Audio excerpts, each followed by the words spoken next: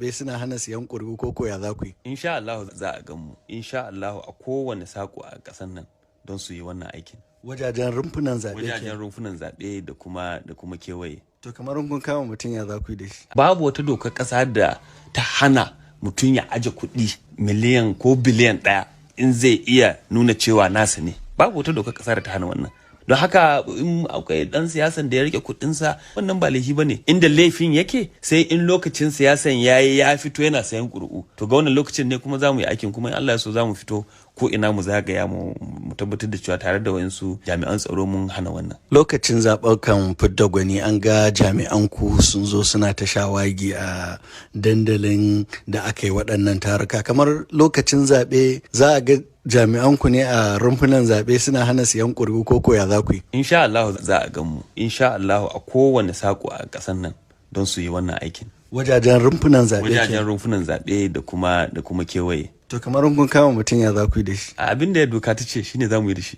Abin da duk doka ta ce ai mu muna bin abin da doka. Mai bayarwan ko mai karɓa? Dukan bisu biyu. To yanzu ɗan siyasa ya samu mutum haka wanda bai da kuɗi a jikinsa kuma watakila yana jin yunwa, in ya karɓa ya kada ƙuri'a za ku kama shi ma. Ya yi laifi mana, ya zai karɓi irin wannan don ya je ya sayar da ƙuri'an sai ya kawo irin waɗannan mutanen cikin mulki.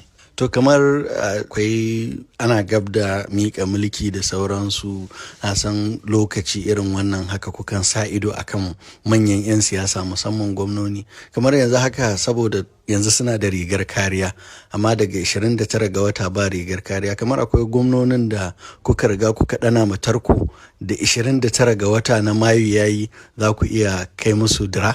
To kamar yadda ka sani yanzu mun daina irin maganganu da ya danganci irin sha'anin binciken da muke yi da wani abu a kafafen fasa labarai, don kamar yadda kuke kira a turance kuna cewa muna wani abu da shi a media trial. To yan Allah ya so in lokaci yayi 'yan Najeriya su ga abin da muke ciki a kai. Amma baka ganin cewar jama'a ya kamata su sani cewar waɗansu zarge-zarge da ake yi ba ku yi bincike ba ne saboda rigar kariya, kuma da an cire rigar kariya za ku kai cafa? Ai rigar kariya ba ta kange mu ba da bincike. Rigar kariya ta kange mu ne da kai kotu. Don haka bincike ana yin sa.